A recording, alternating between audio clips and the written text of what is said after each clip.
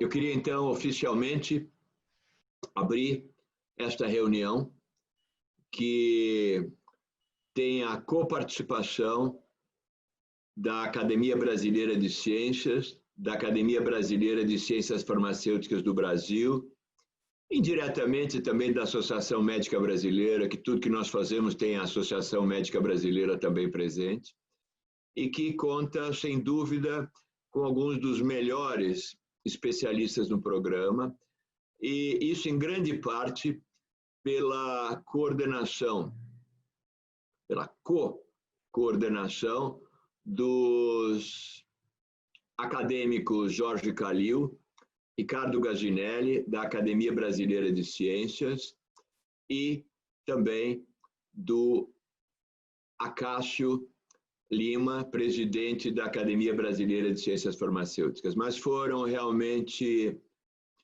o Jorge Calil e o Ricardo Gazinelli que comigo fomos costurando esse programa. Uma das grandes dificuldades foi, em parte, devido ao grande relacionamento internacional deles e nosso, a quantidade de excelentes speakers que nós, de repente, teríamos que colocar no programa. E, depois de muito ping-pong de mensagem, ponderou a ideia do Jorge Calil que nós vamos fazer uma outra reunião tratando de inserir alguns aspectos importantes que não foram possíveis de serem incluídos neste. Também, importante dizer que a semana passada, esta semana, novamente o acadêmico Jorge Calil, da Academia Brasileira de Ciências, o acadêmico Paulo Bus, da Academia Nacional de Medicina e da Academia Brasileira de Ciências, juntamente com o presidente da Academia Brasileira de Ciências, Luiz Davidovich, e eu, resolvemos encarar a elaboração de um documento sobre vacinas. Documento esse que vai ser, então, posteriormente discutido e divulgado pelas nossas academias.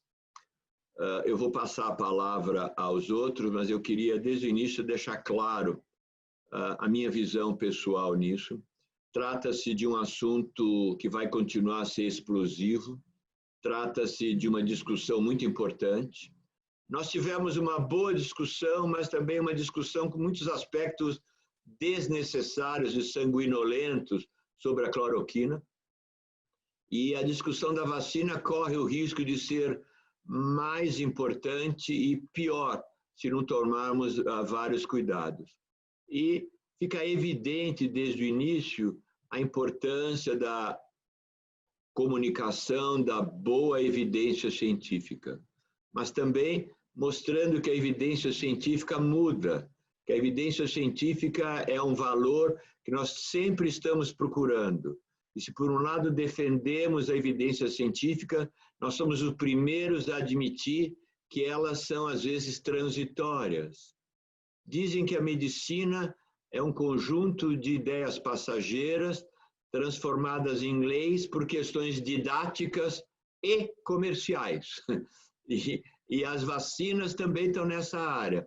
Nós temos que ter muita responsabilidade em continuar acreditando e divulgando a evidência científica, mas explicando também que essas evidências científicas são muitas vezes ainda frágeis. E nós temos que ter muita transparência lidando com a sociedade. Nós não podemos culpar a imprensa sem antes admitir que se nós tivéssemos sido mais eficientes, talvez tivéssemos tido melhor resposta da imprensa. E por isso eu acredito que toda essa discussão de vacinas tem que ter, além da presença de pesquisadores e de médicos competentes, outros setores da sociedade.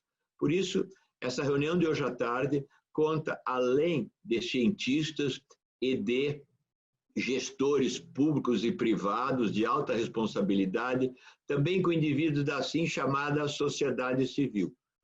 Nós temos o presidente da plataforma Exame, da revista Exame, temos o diretor da Band News, temos um querido ex-governador, ex-político e sempre atuante, ex-presidente da Interpharma, também entre nós. é objetivo que em reuniões futuras continuemos trazendo pessoas de fora. Além deles, também hoje à tarde, obtivemos por parte do jornal O Globo uma lista de perguntas que o Globo gostaria de fazer. Então, esta interlocução entre o melhor da comunidade científica e o melhor de outras partes da sociedade é fundamental. Nós sabemos o poder da evidência científica. Temos que reconhecer que essa evidência científica não é absoluta, ela muda, ela é transitória. E temos que, com humildade, entender que, por mais forte que seja, a evidência científica não consegue destruir a boçalidade, a irresponsabilidade, o sensacionalismo político, interesses, às vezes, extremamente mercantilistas, etc. Então, é uma longa discussão. Eu queria, para não comprometer a ordem do programa, passar a palavra agora ao acadêmico Luiz Davidovich, meu presidente da Academia Brasileira de Ciências, juntamente com Helena Nader, que eu não posso citar Helena Nader, são tão poucas as mulheres mais competentes que os homens que nos cercam, né? Helena Nader e outros têm sido um parceiro desde março desse ano em todas as melhores atividades em prol de uma melhor batalha contra esse vírus. Acadêmico Luiz Davidovich, por favor, a palavra é sua. Muito obrigado, Rubens. É um prazer estar aqui. As suas palavras foram sábias. Eu cumprimento, então, na abertura dessa reunião, cumprimento também o presidente da Academia de Ciências Farmacêuticas do Brasil, acadêmico Acácio Lima. Quero cumprimentar também, claro, a minha querida vice-presidente da Academia Brasileira de Ciências, Helena Nader, que tem sido um forte esteio para as atividades da academia, uma forte ajuda realmente para a Academia Brasileira de Ciências nesses tempos difíceis, né, em que nós temos essa responsabilidade de fazer valer a evidência científica e também, como você bem mencionou, de explicar como é que é o processo científico. A ciência não tem a verdade, ela busca a verdade. E, à medida que busca a verdade, o entendimento que ela tem se transforma. Isso faz parte da ciência, né? Se a ciência tivesse verdades permanentes, não seria mais ciência, né? Teria perdido a sua vocação de procurar entender cada vez melhor, de procurar a verdade. Então, essa é uma tarefa importante. Quero cumprimentar também o Marcelo Morales, que está lá defendendo a causa da ciência no Ministério de Ciência, Tecnologia e Inovação. Perdemos o C, não é, Marcelo? Mas continuamos firmes lá na defesa da ciência. Prazer vê-lo aqui. Cumprimentar o ex-presidente da Academia Brasileira de Ciências, professor Eduardo Krieger, de cuja diretoria participei e foi uma escola fantástica para mim, viu, professor Krieger? Aprendi muito com a sabedoria do professor Krieger e com o ímpeto que ele tem, com a integridade, com a defesa da ciência que ele sempre fez. Então, é muito bom vê-los aqui, né? Cumprimentar, enfim, todos os demais membros da Academia Nacional de Medicina, da Academia Brasileira de Ciências, que estão aqui, e também os membros da Academia de Ciências Farmacêuticas do Brasil e, eventualmente, público em geral que nos assiste, jornalistas que estejam presentes aqui nessa sessão. E devo dizer, presidente Rubens Belfort, que realmente esse tema e essa sessão especial está interessando muito a jornalistas. Então, acredito que alguns deles estarão acompanhando essa sessão, porque é uma questão que interessa ao público em geral. E, como você bem mencionou, Rubens, nós temos uma grande responsabilidade nisso, né? Em divulgar realmente o processo científico, o que a ciência conhece hoje sobre isso, né? E que pode se transformar com o tempo, mas nós temos obrigação de transmitir ao público em geral, à sociedade em geral, os avanços da ciência, as descobertas da ciência, mas mais que isso, e isso é cada vez mais urgente hoje em dia, o processo científico. Mostrar que o tempo da ciência é diferente do tempo político, né? E que esse tempo da ciência deve ser respeitado. Então, eu, apesar de não ser da área, sou físico, nem todo mundo é perfeito, né? Então, estarei muito interessado em seguir as discussões, porque certamente é um tema que interessa a todos, inclusive a físicos, né, que estão distantes da área de medicina, mas que são candidatos, certamente, à vacinação o mais rapidamente possível, né, que seja o mais rapidamente possível. Então, sem mais delongas, para que essa sessão se transcorra de acordo com o horário, eu dou boas-vindas a todos também, e todas, e vamos lá para discutir esse tema tão importante para a sociedade brasileira. Muito obrigado. Obrigado, Luiz, e realmente excelente o seu comentário em relação ao acadêmico Eduardo Krieger. Toda vez que eu preciso realmente de alguma ideia nova, boa, é a ele que eu recorro e volto de lá carregado de ideias. Krieger, sempre bom ter você aqui. Eu passo a palavra agora ao presidente da Academia Brasileira de Ciências Farmacêuticas, o Acácio Lima, que também nos ajudou, inclusive trazendo o acadêmico Marco Antônio Stefano para participar da coordenação. Acácio. Obrigado, professor Rubens.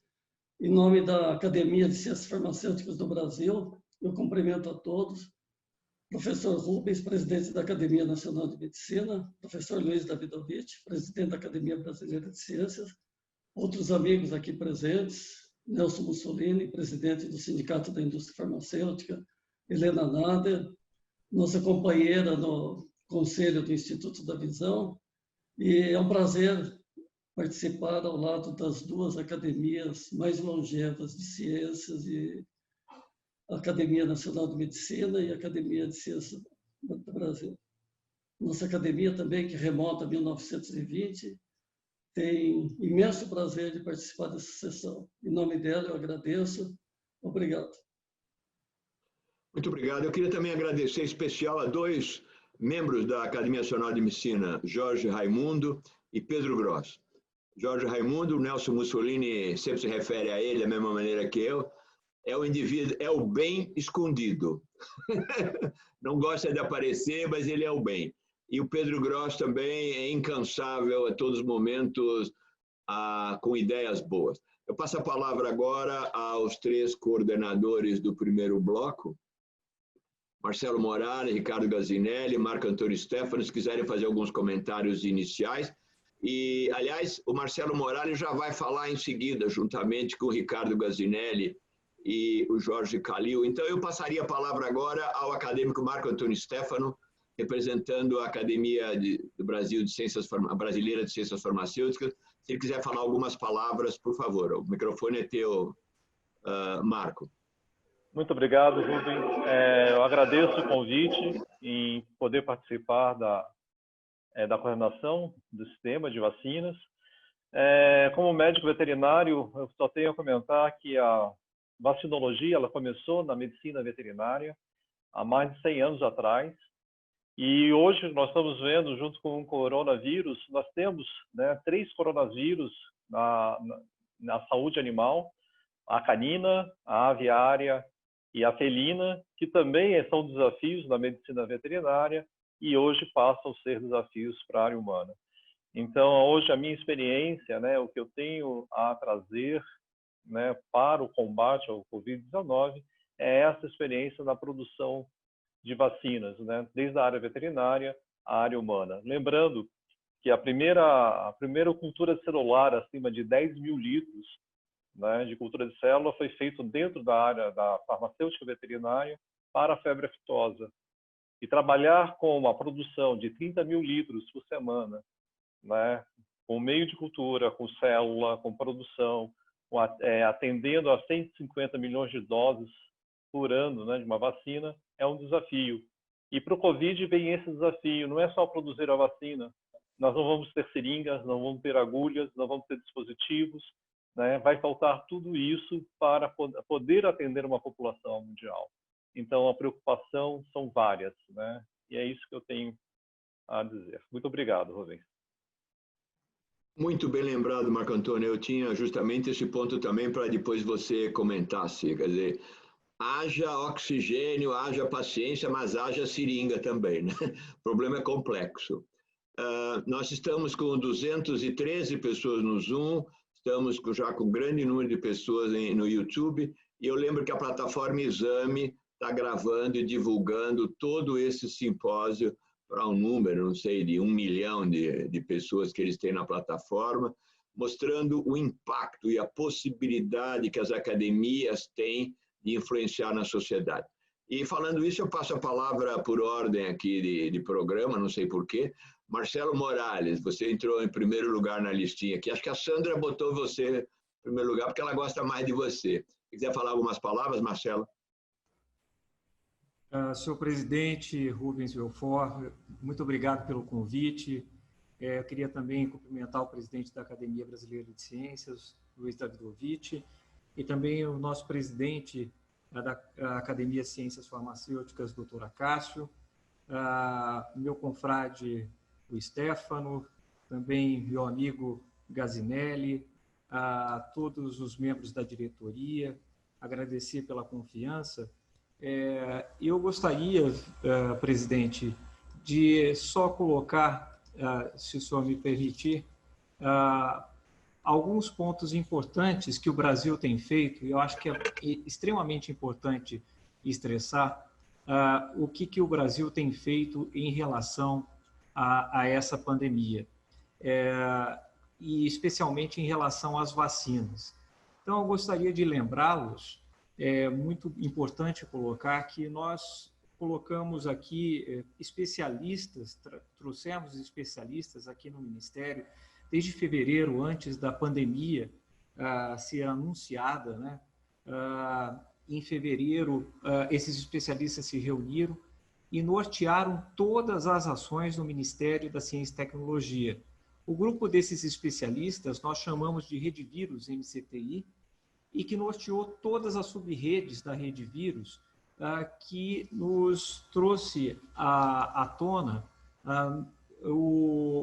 as sub-redes de sequenciamento, que nós estamos fazendo o sequenciamento do vírus e monitorando esse vírus em todo o território nacional, através aqui da Rede Vírus MCTI, a sub-rede diagnóstico, com testes diagnósticos novos, inovadores, inclusive utilizando inteligência artificial, com a identificação do vírus sem insumos na saliva, a produção de enzimas, transcriptase reversa, a polimerase, tão importantes, que estavam escassas no início da pandemia, e agora nós produzimos também em escala no Brasil.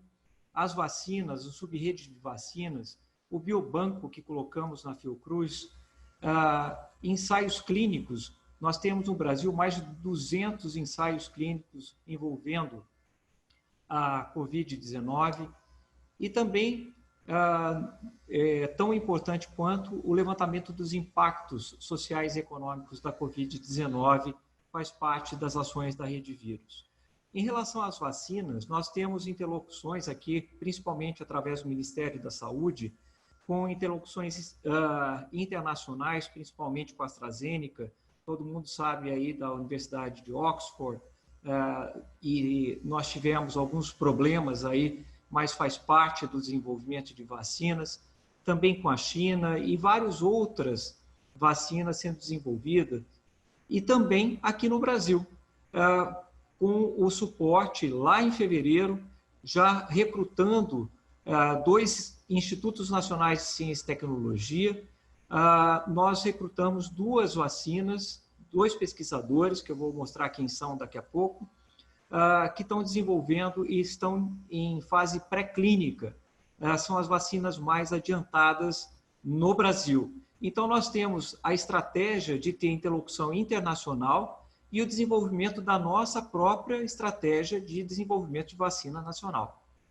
Então, só para vocês terem ideia, aqui através do Ministério da Ciência e Tecnologia, quando nós recebemos com o projeto Rede Vírus MCTI, praticamente R$500 bilhão para investimento em ciência e tecnologia, na sub-rede de vacinas, nós temos 15 estratégias, sendo uma delas de ácido nucleico, subunidades e outra de patógenos inteiros. E aqui estão colocadas todas as estratégias, desde DNA, RNA, partículas virais, nanopartículas, proteínas recombinantes e quimeras. São todas essas estratégias que foram muito bem colocadas no início da pandemia. A contratação direta que eu falei, nós recrutamos Jorge Calil e Ricardo Gazinelli com 2 INCTs para o desenvolvimento das vacinas, uma usando partículas virais e a outra uma plataforma de vírus de influenza, uma vacina bivalente liderada aí pelo Gazinelli, que elas estão em fase pré-clínica, mas já colocamos recursos para a fase 1, 2, se uma delas despontarem primeiro. Aí. E outro desenvolvimento de produção de lote piloto para estudo clínico da vacina para a Covid também, com uma proteína quimérica, usando multiepítopo associado ao Versamune, aí com Célio Lopes, aí da USP de Ribeirão Preto. Bom, colocado isso, nós investimos recursos expressivos e já colocamos recursos para a fase 1 da vacina brasileira que se despontar aí, com Gazinelli, com Calil. Também temos a vacina aí do nosso confrade Stefano, com a vacina com spray nasal, também fomentada pelo Ministério da Ciência e Tecnologia. E temos essas estratégias todas, com diagnóstico, patogênese, carga da doença, enfim. E na chamada com o CNPq, recrutamos mais todos esses projetos nas estratégias de vacina. Não menos importante, também colocamos recursos, presidente, para que a gente colocasse em outro nível os laboratórios de nível de segurança do país. Estamos investindo 34 milhões de reais e selecionamos aí os projetos para elevar os laboratórios de nível de segurança 2 para nível de segurança 3. E contratamos o projeto para o primeiro laboratório de nível de segurança 4 para doenças humanas da América Latina, que vai ser implementado em Campinas. Então, estamos preparando o país para as próximas pandemias. Não é o caso se vamos ter uma próxima pandemia, mas quando vamos ter. E precisamos estar preparados. Então, esse é o recado que eu gostaria de colocar introdutório e agradecer a oportunidade de mostrar o que estamos fazendo aqui no Ministério da Ciência, Tecnologia e Inovações. Muito obrigado, presidente. Pontual e brilhante, como sempre, Marcelo. Muito obrigado. Eu passo a palavra agora, então, ao Ricardo Gazinelli. Ricardo Gazinelli, eu não estou apresentando as pessoas, porque acho que todos são conhecidos, né?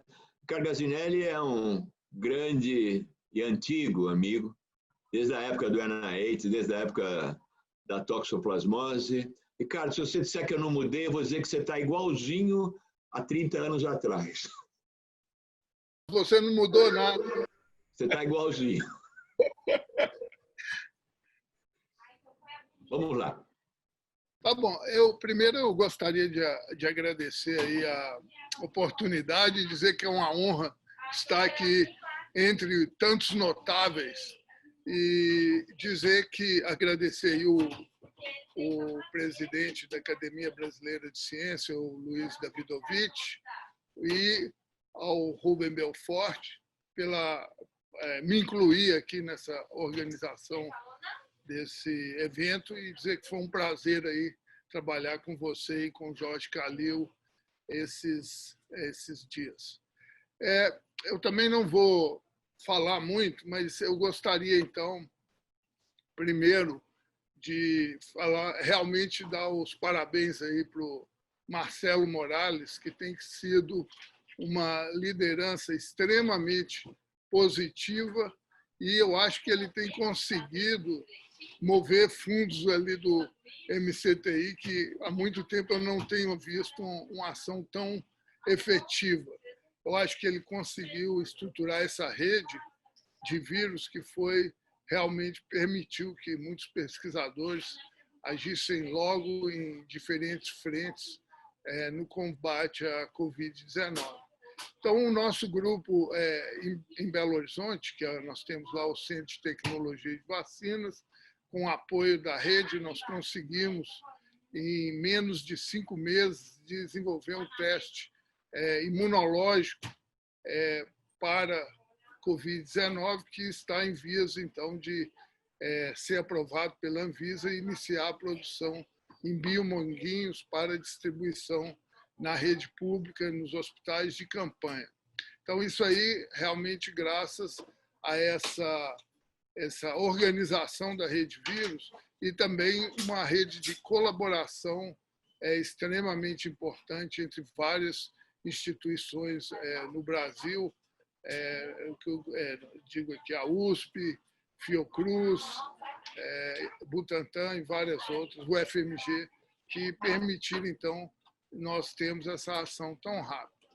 Na parte de vacinas, nós estamos trabalhando com essa vacina de influenza não replicativo, onde a ideia é ter uma vacina que seria bivalente, sazonal, expressando H1 sazonal, a hemaglutinina, e o gene spike do coronavírus. Obviamente, frequentemente, a gente recebe a pergunta, né?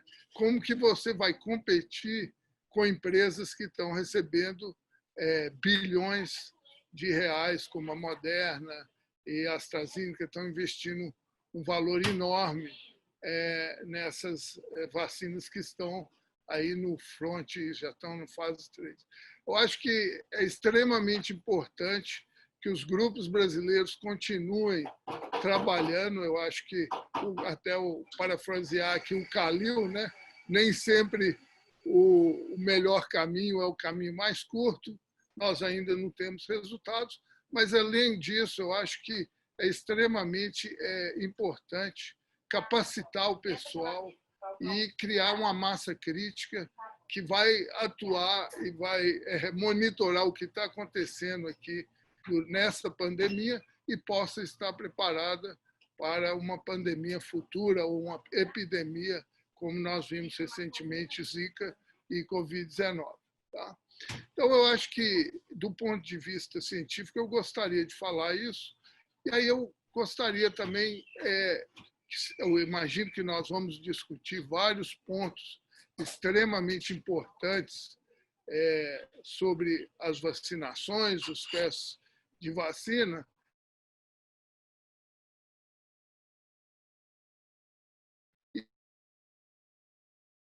E eu acho que me preocupa o presidente da Sociedade Brasileira de Imunologia, e nós temos sido questionados quase todo dia pela imprensa e colegas sobre esses testes das vacinas. E eu acho que o Rubens já colocou muito claro, né? A ciência é uma coisa dinâmica e evolui muito, mas eu acho que 2 pontos são muito críticos. O tempo que você tem do teste clínico, né? Então, frequentemente, a gente escuta que um teste clínico vai ser avaliado com 3 meses, e, assim, do ponto de vista, pelo menos da imunologia, eu acho que é praticamente muito difícil essa avaliação em 3 meses, porque primeiro você tem um famoso efeito adjuvante, que muitas vezes dura 2 meses, especialmente se você tem 2 doses. Então, muitas vezes, durante os 2 meses iniciais, você tem um efeito não específico.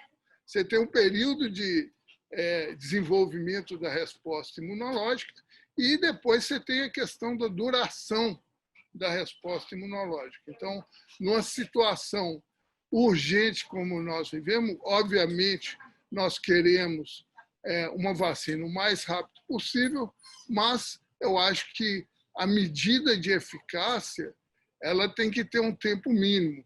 E, assim, com tudo que eu aprendi na imunologia, ela não pode ser 3 meses, talvez 9 meses, talvez 1 ano. Então, eu acho que esse é um ponto muito crítico. Nós estamos lidando com uma situação difícil, mas eu acho que é um ponto importante para ser discutido.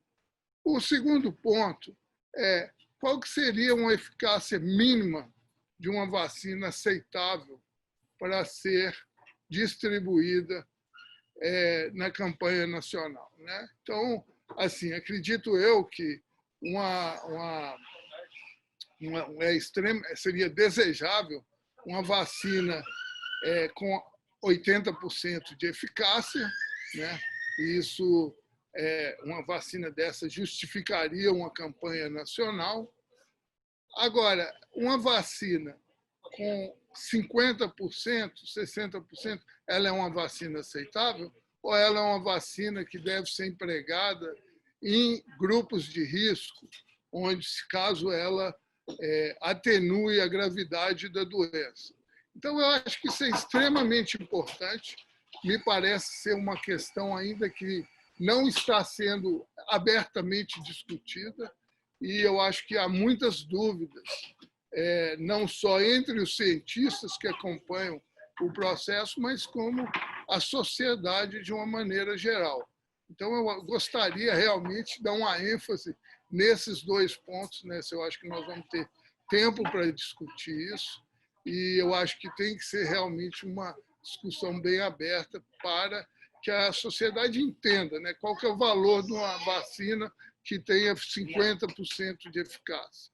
Ela serve para controlar a transmissão? Então, provavelmente não.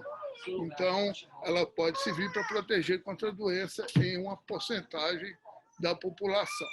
Então, recentemente, nós temos escrito várias notas técnicas da Sociedade Brasileira de Imunologia, temos documento lá, anexo no nosso site, e também estamos abertos a qualquer tipo de discussão nesse sentido, tanto do ponto de vista técnico, quanto do ponto de vista da logística do desenvolvimento de uma vacina. Então, eu peço desculpa aqui que o background está meio alto. Novamente, eu agradeço a oportunidade e estarei aí participando do evento. Super procedente, o seu comentário foi brilhante, como sempre, o background deu até um tchan especial na sua fala.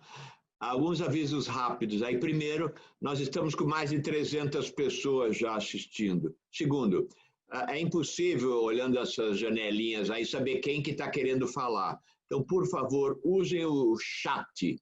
Não é chato, mas usem o chat. Usem o chat para a gente poder aproveitar ao máximo. E as perguntas orais, por favor, que não sejam mini conferências. Pergunta tem que ser curta e resposta curta. Eu passo a palavra agora a um jovem promissor chamado Jorge Calil. Vamos lá, Calil. Muito obrigado, senhor presidente. Boa tarde a todos. É um prazer estar com tanta gente aí. Eu estou vendo muitos rostos conhecidos que a gente não vê há tempo. Um abraço afetuoso a todas essas pessoas. Presidente Belfort, obrigado. Meu presidente Davidovich, muito obrigado. Presidente Acácio Lima, por nos promoverem essa reunião. Essa reunião é extremamente importante. Vocês têm 3 academias importantes se reunindo para discutir um tema que mexe com a sociedade. Todo mundo acha que a vacina vai sair agora em novembro e que o Réveillon nós vamos estar todos nas ruas livres da doença. Isso seria o ideal, né? Seria o ideal, mas eu não acredito que seja isso. Infelizmente, nós vamos precisar de um tempo de recuo e precisa muita reflexão, porque a sociedade não está acostumada, digamos, com o risco que nós temos na ciência. E todo mundo tem que já está pronta a vacina, só estamos vendo qual é que chega primeiro e que tudo vai terminar aí. E a gente sabe que, infelizmente, não é verdade. Tomara que seja, mas não é verdade. Vocês vejam que as vacinas que estão agora nessa fase clínica e que talvez uma delas venha a ser aprovada, elas são basicamente 2 apostas científicas. Ou as vacinas são do vírus inativado, a gente não diz vírus morto, não é vírus inativado, que são vacinas antigas, são vacinas que têm alguns problemas, dão uma imunidade normalmente fraquinha, ou então são vacinas que são baseadas numa proteína do vírus, que é a proteína da espícula, e usam diferentes vetores, alguns RNA e outros um vírus não replicante. Então, se essas vacinas funcionarem, eu diria que nós teremos a chance de ter muitas vacinas, porque elas são, de certa forma, similares.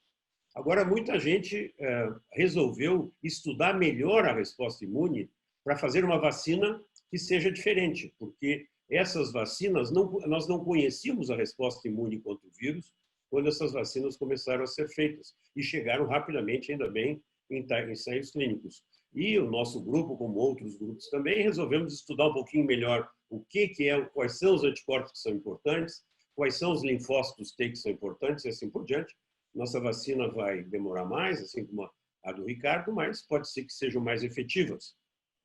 E nós temos recursos que são relativamente reduzidos comparado com essas grandes empresas, mas eu tenho absoluta certeza que esses recursos serão suficientes para nós mostrarmos por que estamos aqui. E aí depois os recursos deverão fluir. Eu gostaria disso, agradecer muitíssimo o Ministério de Ciência, Tecnologia e Inovação, e em especial o Marcelo Morales, que está fazendo um trabalho, como disse já o Ricardo, fantástico, para angariar recursos para que a ciência brasileira mostre todo o seu potencial e está mostrando, está fazendo trabalhos muito importantes. Né? Em todo caso, chegamos aí, nós tivemos realmente dificuldade para organizar esse evento, porque quando surgiu o tema, houve uma profusão de ideias, uma profusão de nomes, e de diferentes aspectos das vacinas. E aí, o presidente Belfort resolveu que nós íamos agora focar nas questões finais, digamos, como é que é o acesso à vacina, quais as vacinas que vão chegar antes, a expectativa da sociedade e como é que a gente reage frente a isso. E a expectativa da sociedade é extremamente importante, todas as questões relacionadas à economia, mas também à saúde, evidentemente. E como é que a sociedade vai reagir quando surgirem essas questões que o Ricardo muito bem trouxe, da efetividade da vacina, que percentual vai estar protegido, quem é que vai ser vacinado antes, e todas essas questões, que são escolhas difíceis e que o professor Belfort e Davidovich concordaram que nós devíamos fazer uma reflexão que espelhasse um pouquinho a opinião das academias. Eu convido o acadêmico Lima também, que nós expressássemos essas, digamos, o que nós pensamos a respeito disso para a sociedade. E Paulo Bus está promovendo isso e nós devemos trabalhar. A outra coisa que nós vamos, sem dúvida, ter que fazer frente é a todos os grupos anti-vacinas, as más informações que existem por aí e que se aproveitam muito do fato de que nós estamos fazendo ciência em tempo real. Quer dizer, eu nunca vi isso. Quer dizer, é como se estivesse irradiando um esporte, que qualquer coisa que é feita vai para a mídia. E nem sempre as pessoas entendem o que significa ter um efeito adverso uma vacina, e aí já podem demonizar alguma coisa que pode ser extremamente promissora. Então, eu gostaria de trazer essas reflexões para os senhores e dizer que realmente nós temos que discutir tudo isso com a sociedade, tentar esclarecer ao máximo possível, e todo mundo que tem acesso a um microfone deve esclarecer para a população e não fazer promessas que estão no ar. Quer dizer, cada vez que um jornalista pergunta, mas não, disseram que a vacina estaria aí em outubro. Eu sempre pergunto quem é que deu informação, se foi um cientista que deu informação, e não foi, porque o cientista sabe das dificuldades que nós temos que enfrentar. Bom, mais uma vez, muito obrigado. Eu tenho certeza que essa tarde vai ser muito promissora e estaremos debatendo um tema de muito interesse para a sociedade. Muito obrigado. Muitíssimo obrigado, Calil. Nós todos estamos de acordo, né, Calil? Vai ter vacina em outubro, a gente só discute o ano. Eu quero passar a palavra agora ao acadêmico Celso Ramos. Celso Ramos é um mosqueteiro que, com a espada, ele tenta acabar com o mosquito e, atualmente, com o vírus também. Celso. Presidente, muito obrigado. Eu queria aproveitar para...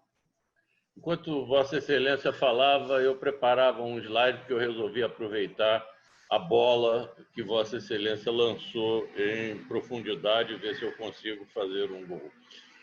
Mas antes de falar, eu gostaria... Eu tenho 5 minutos para falar, nós já estamos um pouquinho fora de tempo, e eu não vou dispor do que eu gostaria, que era solicitar 1 minuto de silêncio pela morte, pelo passamento do nosso confrade Irã Lucas.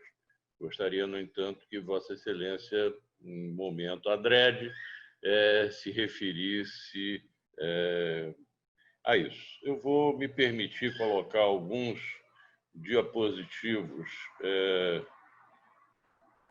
em tela. Espero que estejam vendo. Está normal, está ótimo. Estão vendo? Está ótimo. Precisa colocar no módulo de apresentação. Perfeito. Muito bem. Então, segundo Karl Popper, né, a obrigação da ciência é duvidar da verdade estabelecida, ou como ele diz, a ciência tem que falsificar a si mesmo, mas esse verbo falsify não pode ser traduzido desta forma. É este avanço, é essa dúvida permanente que leva ao avanço do conhecimento humano. O negacionismo da ciência é, portanto, exatamente a anticiência e a porta aberta para o obscurantismo. Existem toda essa quantidade de vacinas em desenvolvimento no mundo. As três mais avançadas são a vacina britânica, as quatro, a Moderna, a desconhecida vacina russa e a vacina chinesa, de um monte de vacinas que os chineses estão fazendo. De modo que é provável que no futuro próximo nós tenhamos uma vacina, não há dúvida. Tá? Essa vacina terá que ter uma boa imunogenicidade. Ela terá que imunizar uma grande proporção dos inoculados. Tá? É lógico, uma vacina de 50% de atividade vai ter o seu local, mas não será certamente o ideal, nem o que nós necessitamos. Ela terá que funcionar com dose única ou com poucas doses. A vacina contra a hepatite B, por exemplo, necessita de 3 doses, e olhe lá. Essa imunogenicidade terá que ser, idealmente, de longa duração. Não podemos ter uma vacina que tenha que ser aplicada de 6 em 6 meses. E a imunidade deveria ser esterilizante, ou seja, a imunidade, considerando que há, possivelmente, entre os que nos assistem, algumas pessoas que não são técnicos na área, ela teria que impedir a infecção e não apenas impedir o desenvolvimento de formas graves. A vacina tem que ter pouca reatogenicidade, poucos efeitos adversos imediatos ou tardios. Além disso, ela tem que ter facilidade de armazenagem, de distribuição, de aplicação. Embora, como certamente nós vamos ver adiante, nós tenhamos uma boa rede de frio para que uma vacina possa ser distribuída pelo país. Entanto, Vossa Excelência, presidente, conhece a Amazônia e sabe que há locais da Amazônia em que a comunicação se faz através de barco, por trajetos que duram dias, às vezes, chegando a locais onde nós não temos energia elétrica. A vacina terá que ter facilidade de registro, terá necessidade de uma boa facilidade de comercialização e de aquisição. E temos que ter disponibilidade, custo e equidade. E essas são palavras extremamente importantes no presente momento. Não haverá controle adequado da endemia sem um programa amplo de vacinação. Não haverá controle adequado da endemia sem um programa amplo de imunização. Provavelmente, nós teremos uma vacina eficaz no primeiro semestre do ano que vem, mas nós não vamos ter doses suficientes para toda a população sob risco. Não sou produtor de vacinas, não tenho a experiência que o professor Calil tem, mas ele já mais ou menos adiantou isso, deixou transparecer isso de maneira bastante clara no que falou. Portanto, vamos necessitar do estabelecimento de prioridades para a vacinação e vamos ter prioridades não só dentro do país, da determinação de fatores de risco, como também para a vacinação, né, de doença para a vacinação, como também a necessidade de coordenação internacional, para que a vacina vá de maneira equitativa para os outros países. COVAX, eu tenho certeza que a doutora Mariane da Silva vai falar sobre isso, é uma coisa que está sendo feita, uma organização internacional, uma ação internacional que junta a OMS, a Aliança Gavi, que é financiada pela Fundação Bill and Melinda Gates, e a CEP, que é a Coalition for Epidemic Preparedness and Innovation. O objetivo é acelerar a produção de vacina e garantir acesso a 9 vacinas em desenvolvimento dentro dessa COVAX. Nós temos mais de 70 países integrantes. Os Estados Unidos decidiram que não vão participar. Isto é uma falha muito grande. Não vão participar contribuindo com dinheiro e não vão participar com aquelas premissas que nós falamos. America First. Então, provavelmente, o poder de produção americano não vai se envolver, não vai ser desenvolvido para o mundo, mas vai ser mantido primariamente para os interesses do país. O Brasil ainda não aderiu. Espero que o Marcelo Morales possa nos dizer alguma coisa diferente, mas acho que não. E a data final para esta adesão é o dia 18 de setembro de 2020.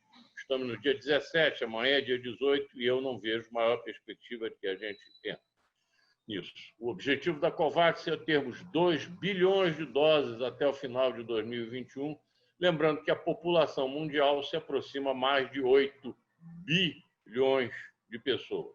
Estamos nos preparando para ter vacina até o final do ano que vem para vacinar 1/4 da população mundial. Lembro que a oferta de tratamento para a AIDS na África, que mudou o panorama da doença do mundo, veio através da cooperação internacional e não através da politização do assunto.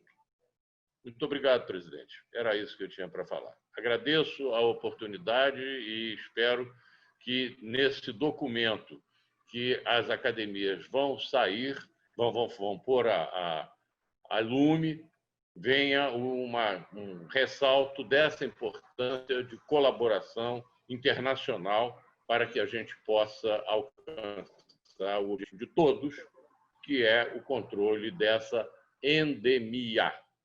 Muito obrigado.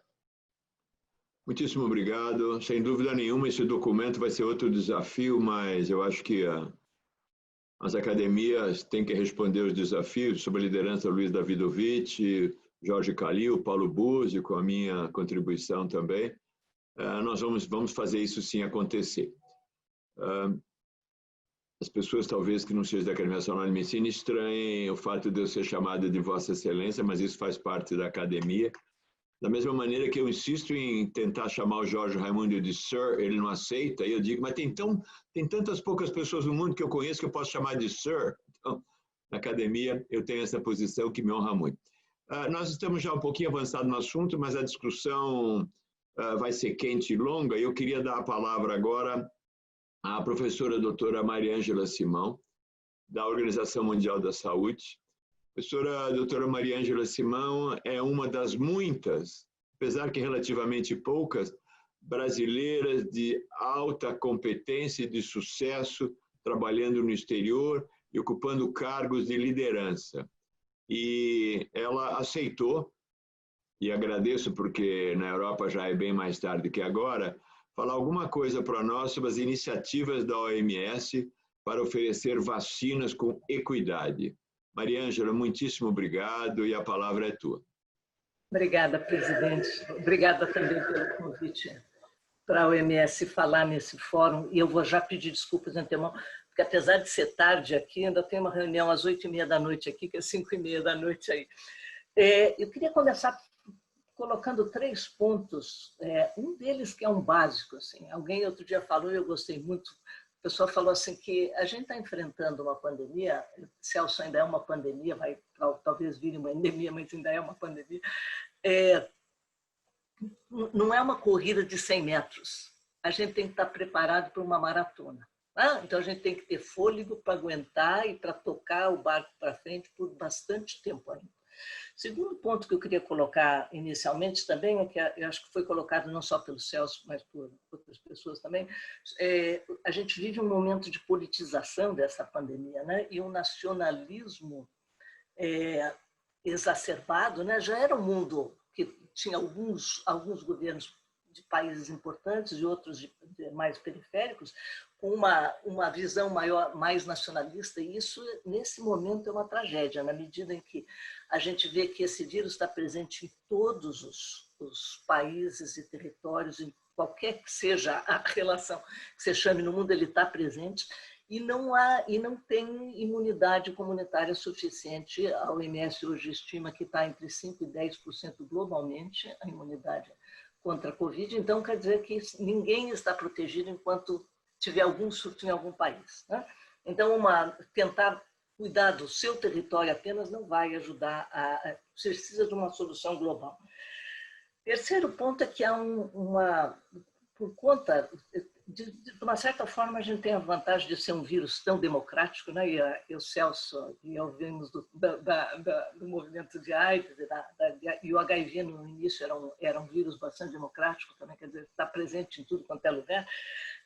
Isso está causando que haja um enorme investimento financeiro no desenvolvimento, na pesquisa e desenvolvimento de vacinas. A OMS tem hoje, computado, a OMS mantém, se procurar no site da OMS, tem um local que tem uma draft landscape das vacinas que é atualizada semanalmente. A última atualização é de 9 de setembro. A OMS tem cerca de 200 vacinas, candidatos de vacina em estudo registrados, sendo 145 em estudo pré-clínico e 35 já em fase 3. Não, desculpe, 35 estudos clínicos e 9 em fase 3. Então, não são só. Alguns dessas fases 3, a gente tem a estimativa que pelo menos 2 finalizem até o final do ano. Mas isso, todo mundo sabe que está em fase 3. As pessoas perguntam qual que vai funcionar. Não dá para saber. Você sabe só qual que está mais adiantado e qual que ainda não chegou nessa fase, né?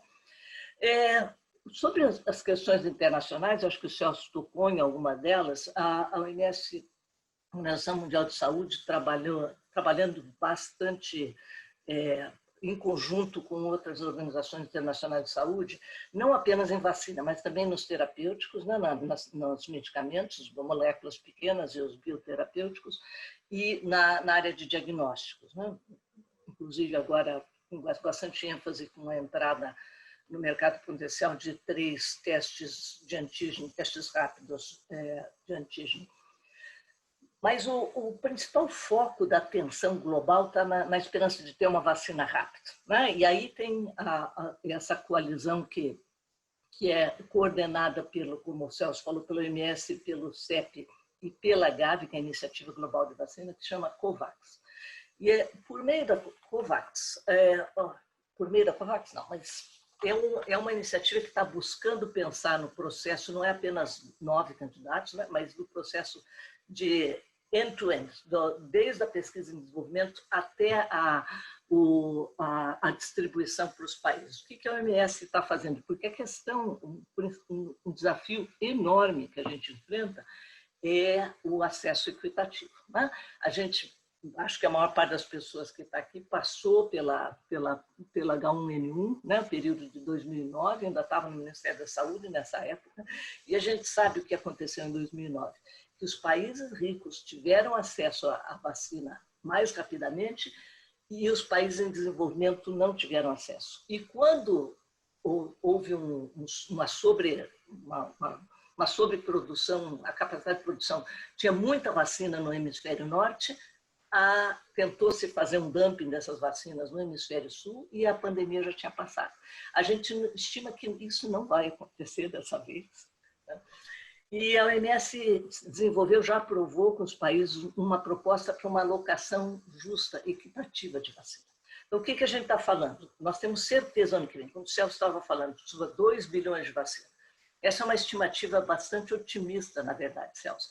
Primeiro, porque a gente não sabe se vai ter que vacinar todo mundo, né? E a gente não sabe muitas coisas, na verdade, né?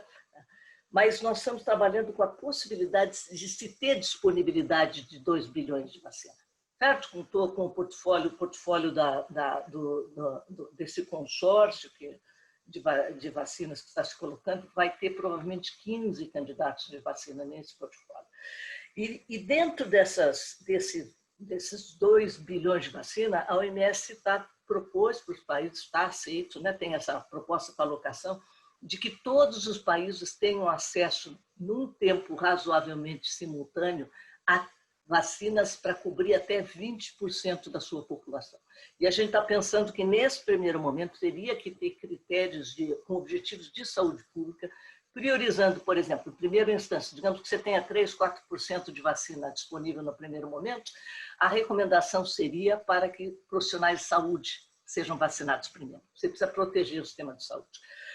O segundo objetivo de saúde pública é evitar que as pessoas morram, né? Então, usar a vacina até 20% para proteger a população acima de 65 anos ou que tem comorbidades como diabetes e hipertensão, e essas comorbidades que estão implicando em maior mortalidade. Isso dá aproximadamente 20% da população mundial.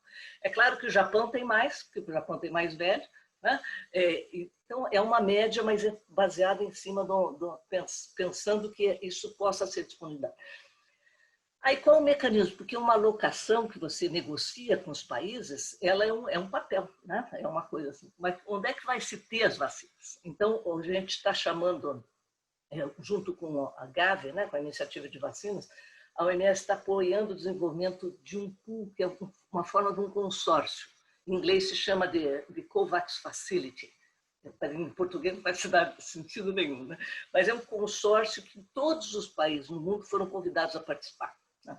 E vários países, agora são 172 países que aderiram. O Brasil expressou interesse, ainda não terminou o prazo, provavelmente o prazo vai ser estendido, para assinar o contrato, né? Porque a assinatura do contrato já implica que no mês de outubro você já teria que fazer um pagamento inicial para um quantitativo de vacinas que você vai estar contratando. Qual que desses 172 participantes, 75 são de países ricos e países de renda média alta já. Então, nós temos nesse pool países como, por exemplo, o Reino Unido, que tem acordos bilaterais, né? Porque os Estados Unidos é o país que tem mais acordos bilaterais, tem acordos com 10 candidatos de vacina. O Reino Unido acho que são 5, e tem alguns outros, como o Brasil, que tem alguns acordos bilaterais também, mas são menores, né? A vantagem de por que os mesmo países ricos estão entrando nesse tipo de consórcio? Porque você vai poder acessar maior número de candidatos de vacina. Você está apostando em vez de você fazer acordo com um país de uma renda média que não pode fazer acordo com muitos produtores, vai fazer com com 2. Mas ninguém sabe, e acho que esse episódio agora com a segurança na fase 3 da AstraZeneca meio que alertou alguns dos países, porque só acabou quando terminar, né? Ele só acabou quando tiver o produto registrado. Você sabe que a fase 3 deu certo quando ela acabar e quando uma autoridade regulatória tiver feito uma análise e tiver registrado um produto, ou a Organização Mundial de Saúde tiver feito a pré-qualificação. Isso vai acontecer já?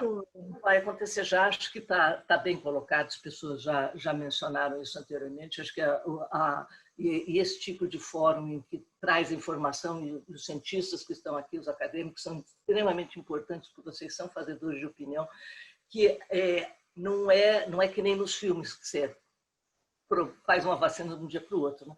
Então, a OMS está tendo um otimismo cauteloso dizendo que possa ter uma possibilidade de ter vacinas no mercado em meados de 2021 para distribuição no maior número de países. Como eu falei, tem indicativos fortes de que 2 dos candidatos de vacina vão estar finalizando a fase 3 antes do final do ano.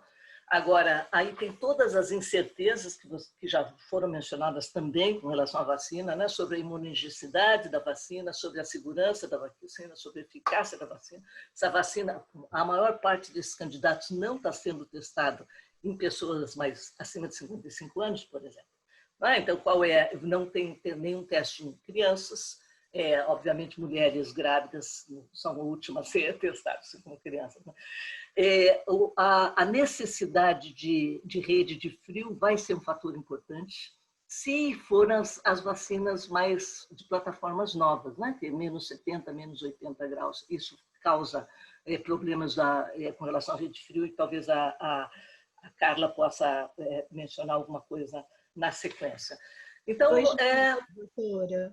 Já estou acabando. Eu ia falar só que acho que a gente tem que ver com um otimismo cauteloso, né? Porque a gente não tem nenhuma vacina contra o SARS.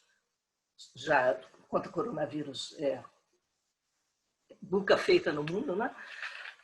E até que a gente tenha uma segurança de ter uma vacina, as medidas tradicionais de saúde pública elas estão valendo, né? Evitar aglomerações, máscara, a higienização das mãos, a vigilância epidemiológica super atuante. Muito obrigada, e eu vou pedir desculpas que eu vou ter que sair antes de terminar esse debate, mas eu desejo muito boa sorte para todos os participantes e muito obrigada pelo convite. Maria Ângela, muitíssimo obrigado. Precisão suíça, qualidade excelente. Muitíssimo obrigado. Se houver alguma pergunta posteriormente para você, a gente encaminha. Bom trabalho. Boa sorte. Aliás, a tua sorte vai ser a nossa também. Então, é bom que você tenha muita sorte aí. Muito obrigado. Aí, em seguida, nós vamos continuar com uma pessoa especial, que é a professora doutora Carla Domingues, ex-funcionária do Ministério da Saúde. Me corrija, Carla, se tiver outras coisas faltando. Mas, de acordo com muitos, e especificamente do ministro acadêmico Temporão, ela é a pessoa para ser chamada aqui e contar para nós a respeito da questão de como promover a vacinação em massa. Me parece, acho que todos estamos de acordo, o Brasil, graças ao trabalho sério de muitos durante muito tempo e essa preocupação da vacinação de todos, desenvolveu uma tecnologia, desenvolveu uma capacidade de vacinar que alguns dos países mais adiantados e ricos do que nós talvez não tenham. É muito importante que a gente não perca o que foi conseguido. É muito importante que se avance já preparando para as próximas etapas. E lembrando que no campo, no dia a dia da batalha, vai ser muito importante que a gente trabalhe junto. Trabalhar com as pessoas que a gente gosta e respeita é sempre fácil. Mas alguns trabalhos que a gente tem que trabalhar com quem a gente não gosta e nem respeita muito. E esse vai ser também um dos dilemas das próximas etapas. Nós vamos ter gente que a gente não gosta, gente que a gente não respeita, mas gente que nós vamos ter que trabalhar em conjunto para atingir os objetivos necessários. E eu acho que quando a gente fala em vacinação em massa, fala em gestão federal, estadual, municipal, é um assunto muito importante e eu queria agradecer muito, Carla, por você disponibilizar teu tempo e a sua expertise agora para nós. Obrigada, Rubens. Vocês estão me ouvindo? Perfeitamente. Agradecer o convite, a honra de estar participando desse evento, estar trazendo um pouco da minha experiência, né? Eu coordenei o PNI durante 8 anos e a minha formação toda foi dentro do Ministério da Saúde, na área de vacina e de doenças transmissíveis. Quero deixar claro que eu estou trazendo a minha posição agora, né, enquanto epidemiologista. Eu não estou mais no Ministério da Saúde, não estou fazendo parte da discussão de como vai ser a vacinação, mas acredito que pode haver algumas mudanças, mas o escopo de organização de uma campanha, eu vou estar tentando trazer para vocês de como, à luz da gente organizou a campanha de sarampo em 2008, a campanha de H1N1 e todas as campanhas que o Ministério da Saúde tem feito ao longo desses últimos anos para pensar como atingir o maior número de pessoas.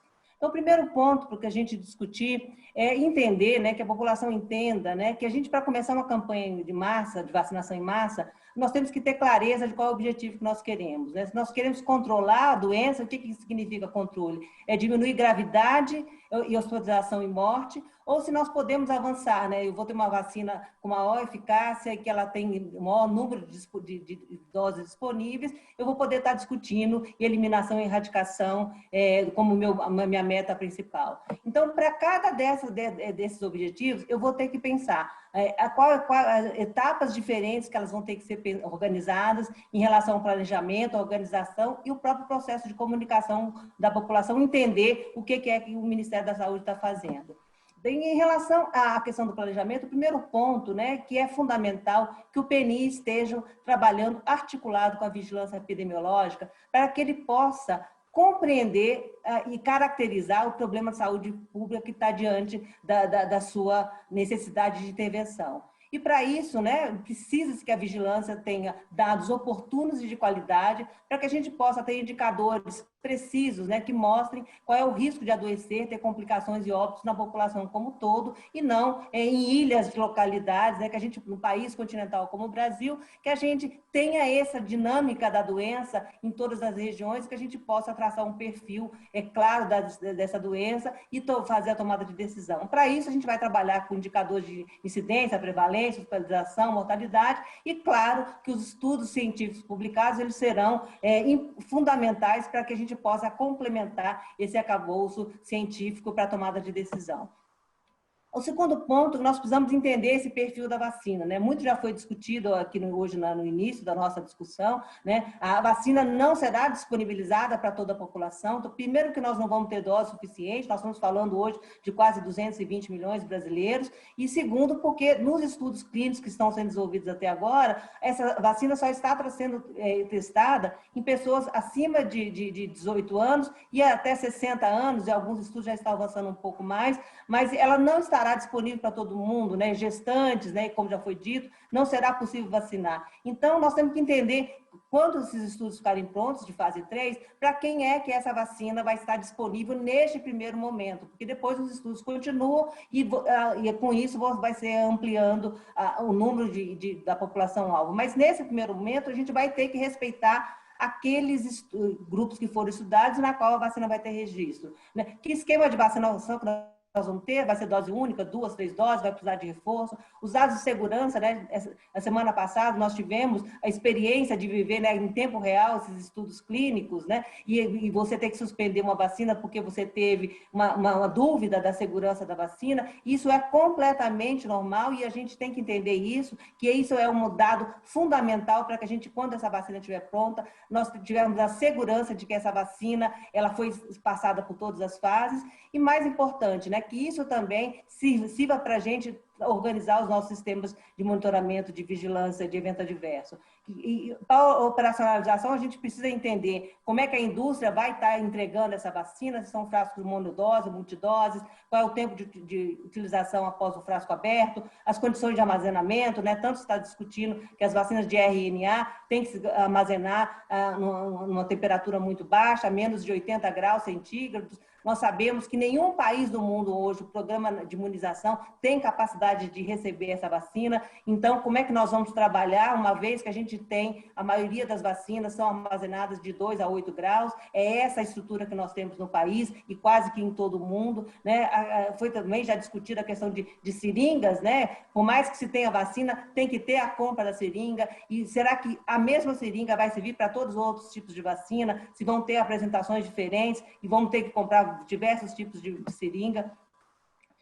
A definição dos grupos a serem vacinados, uma vez que nós, pelo menos no início, nós não teremos vacina para todo mundo, é fundamental que essa articulação, como hoje está sendo feita, né, pela academia, mas também com as outras sociedades científicas, que essa discussão seja travada par e passo, para que a população entenda, né, que como não vai haver vacina para todo mundo, nós temos que eleger os grupos com maior risco de acometimento, de risco de morte, de hospitalização, né? Sem dúvida, os profissionais de saúde vão ser os primeiros a serem vacinados. Depois, nós temos que entender essa epidemiologia da doença para definir, né? Hoje parece que são os cardiopatas, os pneumopatas, os diabéticos, né? Mas que outros grupos ainda terão que ser incluídos nesse grupo, né? Se a gente tiver vacinas depois, nós podemos pensar em vacinar atividades essenciais que não podem parar, né? E, por fim, quando você tiver uma maior disponibilização da vacina, nós podemos discutir vacinar grupos disseminadores da doença. Não é o grupo que tem o maior risco de adoecer, mas é aquele grupo que mantém a dinâmica da transmissão, né? E é nesse sentido que a gente tem a ampliação do programa para efetivamente diminuir a circulação do vírus na comunidade, né? É fundamental, né, que todos os fóruns de gestão do SUS estejam trabalhando articulados e participando dessa discussão.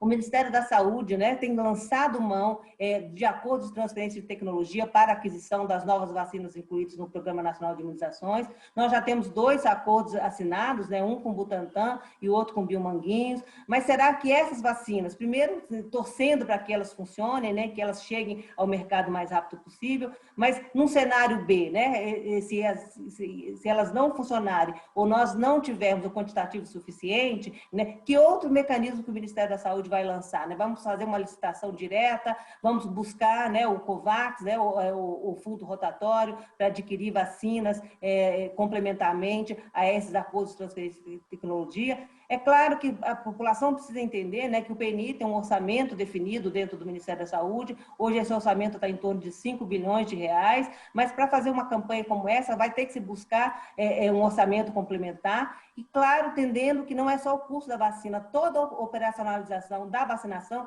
tem que estar incluída nesse impacto orçamentário. E dessa forma você garante a sustentabilidade das ações de vacinação.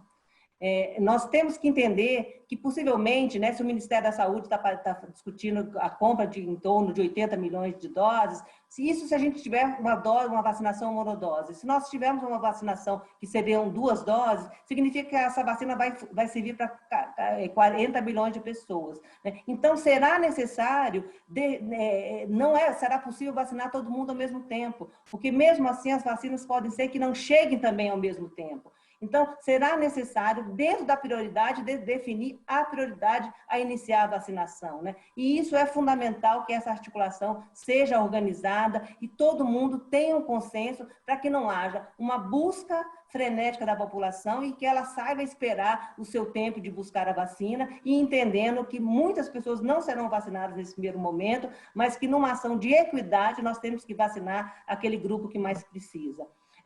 Para fazer uma campanha como essa, né, o Ministério da Saúde toda vez lança a mão de informes técnicos para organizar essa campanha de vacinação, mas eu acredito que nós estamos falando de vacinas novas, que esses informes técnicos não serão suficientes. Nós teremos que fazer capacitações de recursos humanos, tanto na área de vacinação como de monitoramento de eventos adversos, e é fundamental, né, que nesse momento que nós não temos a possibilidade de encontros presenciais, está se discutindo esses cursos, né, online. Qual é a plataforma do Unisus está sendo envolvida nessa discussão para que a gente possa ganhar, né, em volume, em rapidez essas capacitações? Será necessário, né, que o Ministério da Saúde reformule os seus sistemas de informação, seja para o registro do vacinado, né, onde eu vou colocar a dose que foi aplicada, seja o sistema de movimentação da vacina, desde a hora que a vacina chega no Brasil e na sala, na central de abastecimento nacional, até o momento que a vacina chega no município, né? Como é que vai ser esse monitoramento dessa distribuição dessas vacinas e o próprio monitoramento dos eventos adversos, né? Então, todos esses 3 sistemas devem ser adequados à luz dessa nova vacinação. É fundamental, né, com um país continental como o Brasil, que a logística seja organizada. O Brasil tem uma grande expertise, nós conseguimos, todos os anos da campanha de influenza, colocar a vacina, seja num município que nem São Paulo, que basicamente são 3 países, né, com 15 milhões de habitantes, seja levar a vacina para a população ribeirinha da região norte, onde, como já foi dito, se demora 3 dias para chegar de barco. Então, essa organização, o PNI já tem uma logística de estruturação, né, essa cadeia de armazenagem da rede de frio, desde que ela seja feita de 2 a 8. Se for em outra temperatura, como é que essa rede vai estar pensada, né? O monitoramento do processo de vacinação, o PNI também já tem uma longa história com o vacinômetro, né, disponibilizado quase que em tempo real, o monitoramento das coberturas vacinais, e nós vamos ter que ter uma vigilância ativa, né, a que nós chamamos de farmacovigilância, que é a fase 4, depois que a vacina foi liberada. Como é que são esses eventos adversos que vão surgir em articulação com a Anvisa, né? Esse exemplo que aconteceu agora com a vacina da Oxford é fundamental para que a população entenda a necessidade de ter um monitoramento de evento adverso. Um evento adverso ele pode ter um nexo causal ou um nexo temporal. E para que a gente possa descartar se tem um nexo com a vacina, eu tenho que ter um sistema de vigilância atuante e rápido para que a gente tenha uma pronta resposta e a vacinação possa ser suspensa, possa continuar, ou mesmo tendo um evento adverso, eu posso continuar vacinando. Mas esse sistema de monitoramento, ele é fundamental para manter a credibilidade do Programa Nacional de Imunizações. Eu preciso, né? E por fim, trabalhar a questão da comunicação, né? A comunicação, eu acredito que será o ponto-chave e o ponto de consenso dessa discussão da vacinação. Nós temos que ter uma comunicação e uma mensagem muito clara, né? Que nós chamamos de comunicação, o soco, né? Aquilo que vai levar a mensagem, que vai fazer com que a população entenda a importância da vacinação, entenda quem, como e onde serão vacinados, né? Essa questão da segurança da vacina, hoje não é possível mais a gente falar de campanha de vacinação sem abordar a questão da segurança, que esse é o principal motivo da hesitação da vacinação na população, e nós vamos ter que ter informações muito claras e objetivas em relação a essa questão. Até pouco tempo atrás, a gente falava que no Brasil não existiam os grupos antivacinas, né, e a gente está vendo que esses grupos, infelizmente, estão começando a se estruturar no país. Né? As fake news, né, elas estão cada vez mais fazendo parte do nosso dia a dia nas redes sociais. Eu recebo pelo menos 10 pessoas me mandando, você viu isso, e a gente vai ter que ter uma resposta muito rápida para essa questão. O Ministério da Saúde já tem um site para discutir essa questão de receber esses fake news, informar a população se é falso ou verdadeiro, mas isso vai ter que ser muito mais proativo para que a gente possa garantir a credibilidade da vacinação. E claro, né, nós, como não vamos ter vacina para todo mundo, as medidas não farmacológicas deverão ser fortalecidas e continuadas. A população tem que entender que, apesar de existir a vacina, ela não estará disponível para todo mundo, e é fundamental que todo mundo continue fazendo as medidas de distanciamento, né, de uso de máscara, de lavar as mãos, para que a gente possa garantir a proteção da população. E é óbvio, né, o que fez o Programa Nacional de Imunizações ser um sucesso foi não ser um programa feito só pelo setor saúde, ser um programa intersetorial. Este envolvimento da sociedade civil, da sociedade acadêmica, ele é fundamental para que a gente possa ter essa mobilização da população e todo mundo garantir as coberturas vacinais que nós esperamos, né? E quais são os desafios que nós temos, né? Vamos ter uma vacina que ela vai prevenir infecção ou ela vai diminuir gravidade, né? Porque isso vai mudar completamente o escopo da minha vacinação. E sem essa resposta, muitas das coisas a gente já pode estar se organizando, mas sem essa informação é muito complexo pensar já na definição de que grupos e de como nós vamos estar fazendo essa campanha, se ela vai ser ampliada ou se ela vai ser só restrita aos grupos de risco. É necessário que o Ministério da Saúde já esteja organizando os estudos de efetividade para que a gente possa avaliar depois no mundo real como é que essa vacina se comporta. Os estudos clínicos, né, de fase 3, eles trabalham com pessoas sadias, com grupos muito específicos. É no dia a dia, quando você coloca a vacina na rotina, é que você vai poder avaliar grupos que podem ou não podem ser vacinados, né, e aonde a vacina é efetiva. Então, esses estudos têm que ser pensados. Nós vamos poder fazer vacinação simultânea? Eu acredito que nenhum estudo clínico esteja trabalhando com isso. Então, se essa vacina ficar pronta lá para abril, maio, junho, qual vacina que nós vamos fazer na população idosa de grupo de risco, que possivelmente será a mesma? Como é que vai ser organizada essa campanha? Se nós vamos ter uma dose ou não, ou serão 2 doses, qual é o tempo que nós vamos ter para convocar essa população? Nós temos muita experiência de fazer campanhas para fazer uma única dose. Nós nunca fizemos uma campanha em curto prazo de 15 dias, 60 dias, 30 dias, convocar aquela mesma população para ser vacinada. Então, isso vai ser um desafio gigantesco para o programa, né, para pensar, inclusive, como vai registrar essas pessoas, como é que vai captar e vai chamar essa pessoa que tomou a primeira dose, mas que precisa tomar a segunda dose. A nossa rede de fio vai estar preparada, né, para esse volume de doses adicional, né, principalmente se nós formos fazer a vacinação concomitante à vacina de influenza, ou mesmo agora, né, no surto de sarampo que nós estamos vivendo. Qual o tempo que as agências reguladoras vão ter para liberar as vacinas, né? Nós precisamos ter essa informação, porque não simplesmente terminar o estudo clínico, né? Mas as vacinas só vão poder estar disponíveis nos programas depois que houver o registro nas agências reguladoras.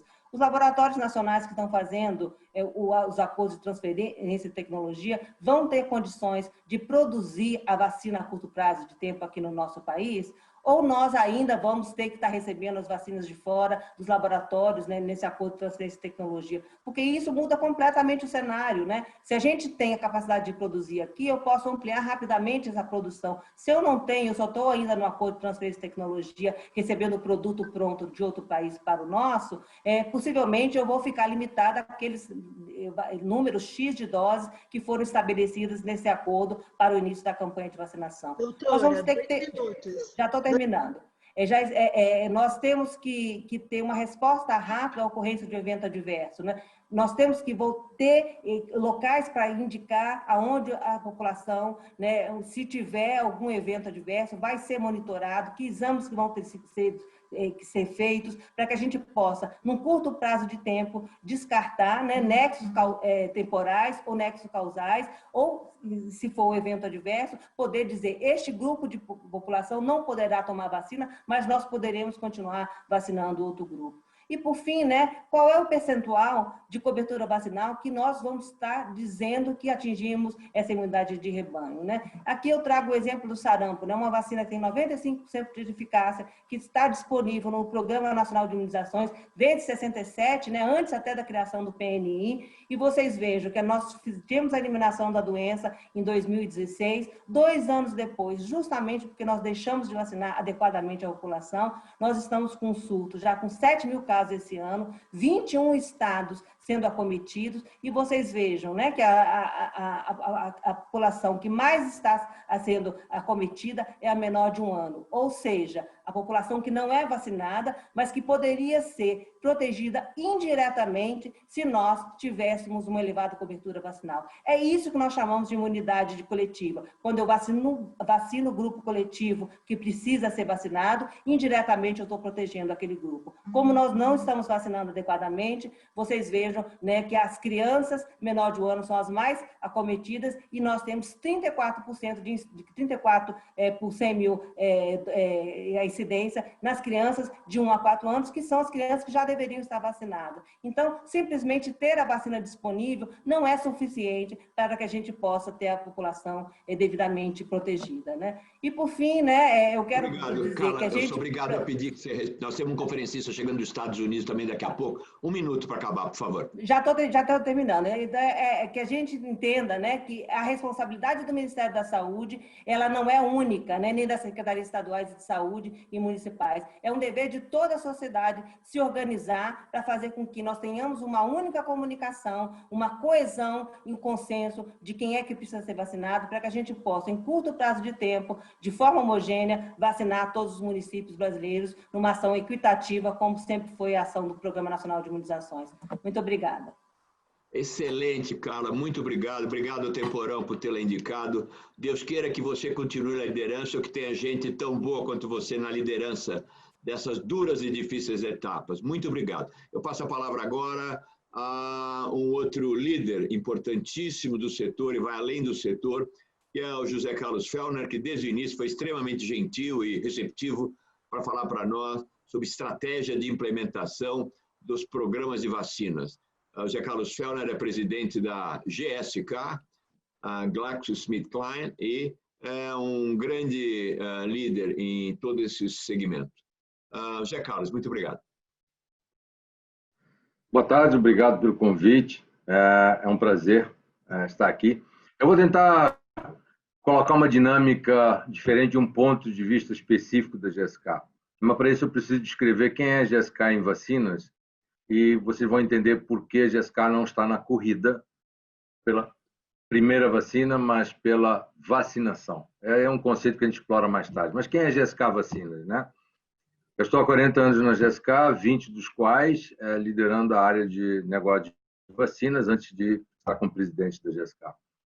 A GSK é a líder global, temos mais de 30 vacinas no nosso portfólio para todas as idades, temos aí 15 vacinas no pipeline, em desenvolvimento, além das potenciais 6 vacinas que vêm de tecnologias diferentes, em colaboração com várias outras entidades. Mas principalmente uma colaboração com a Sanofi, que é uma das outras grandes players no mercado. Para dar uma ideia, nós temos 12 sites de produção em vários continentes. Nós distribuímos 2 milhões de doses por dia em mais de 160 países. 4 em cada 10 crianças no mundo já tomaram uma vacina GSK. São 17 mil empregados dedicados, 2.500 cientistas. Somos parceiros com 3 centros de pesquisa e desenvolvimento e somos parceiros da Organização Mundial de Saúde, do Gavi, da Fundação Bill e Melinda Gates e ativos participantes do COVAX, recém-mencionado aqui. No Brasil, somos parceiros do PNI há mais de 35 anos, com Bill Manguinhos. A primeira aliança foi na produção local para vacina de pólio, contra pólio oral, a do Zé Gotinha. E se seguiram várias alianças estratégicas, não são só de transferência de tecnologia, mas também co-desenvolvimento local de uma vacina local. Então, temos projeto com Bill Manguinhos, Fiocruz, com Butantan. Há uma aliança estratégica celebrada em 2014 com o professor Calil, uma coisa fantástica, desenvolveu uma vacina aqui, brasileira. Temos também com a FUNED, transferência de tecnologia e alguns desenvolvimentos locais. Dos 19 antígenos fornecidos pelo Programa Nacional de Imunização para a população, 13 desses antígenos têm origem na GSK. A cada segundo, 3 vacinas com origem na GSK são distribuídas aqui no Brasil. E por 6 anos consecutivos, a GSK é líder no acesso global, e graças à participação de vacinas. Por que é importante falar de tudo isso e realçar o fato de que 80% das doses produzidas por nós são para países em desenvolvimento, em programas de vacinação em massa? Porque isso muda a forma como a gente encara a produção de vacinas, seja para uso em rotina, que tem uma especificidade, ou para controlar surtos, ou, no caso de uma pandemia, como é o caso, em que a gente teve a última experiência, em 2009, 2010, nós fornecemos metade das doses do maior programa do mundo implementado para vacinação contra H1N1. A doutora Carla, na época, líder do PNI. Butantan forneceu metade dessas doses, um pouco mais, e nós o restante. Foram 90 milhões de doses no total utilizado em poucas semanas. Então, aqui o meu primeiro posicionamento, definição da GSK. Nosso foco não é vacina. Nosso foco é vacinação. Não importa que vacina seja, se não se transformar em vacinação, nada adiantou. Então, nós não estamos na corrida para ser a primeira vacina. Nós estamos na corrida para ser a melhor solução para a vacinação. E nós só apresentaremos essa solução, resguardadas algumas condições, no final do ano que vem. E por quê? Quando é o caso de uma pandemia, o desenho da vacina, a tecnologia a ser utilizada, uma série de especificações técnicas são desenhadas levando em consideração, no conceito de vacinação, questões já abordadas aqui pelo Dr. Celso, pela Carla. Primeiro ponto, logística. Vai exigir uma logística que seja muito diferente da que já existe na infraestrutura, como, por exemplo, a condição de conservação térmica. A termostabilidade. A doutora Carla mencionou aqui. A nossa estrutura toda, e no mundo inteiro, é para 2 a 8 graus. Trabalhar com temperaturas negativas torna inviável uma campanha de vacinação de massa. É diferente da vacinação individual. O perfil da vacina para uma proteção individual é completamente diferente do perfil de uma vacina desenhada ou da tecnologia utilizada para vacinação em massa. Nós temos que tirar proveito do que já está instalado, porque senão o fracasso é certo. Então, nós temos aí farmacovigilância, não vou repetir. Uma coisa é usar em grupos relativamente pequenos, quando se pensa em grandes populações, outra é trabalhar com uma rede de farmacovigilância ativada, preparada, etc. Temos aí, não vou entrar no detalhe, já foi trabalhado aqui, a parte epidemiológica, e vamos entrar na capacitação técnica, né? Mencionada. Não é só a capacitação dos cientistas, de órgãos produtores, etc. As enfermeiras que estão nos postos de saúde. Temos no Brasil cerca de 36 mil postos de vacinação. Se a tecnologia escolhida para uma determinada vacina, para uma pandemia, para uma vacinação em massa, em curto espaço de tempo, exigir um treinamento de maior complexidade ou diferente daquele que já é aplicado, ou o tipo de seringa utilizado, o tipo de agulha, a forma de aplicar, enfim. Como vão se treinar todas essas pessoas que estão aí? A gente tem que olhar também que hoje os postos estão abertos entre 9 e 16 horas da tarde. Boa parte da população está trabalhando nessa hora. Então, quando nós desenhamos uma vacina, a gente leva em consideração também vacinas com uma tecnologia que possam ser replicadas nos países em que nós vamos fornecer. Por exemplo, nós temos uma plataforma industrial fantástica aqui no Brasil, de alta tecnologia, mas são tecnologias específicas, são plataformas específicas. Se trouxermos uma tecnologia que não cabe nessa plataforma tecnológica, temos essa pergunta da doutora Carla: em quanto tempo a plataforma local consegue absorver? O Brasil é grande, 220 milhões. Não é fácil encontrar vacina disponível em um volume suficiente, mesmo que seja numa parcela da população definida, disponível no mundo.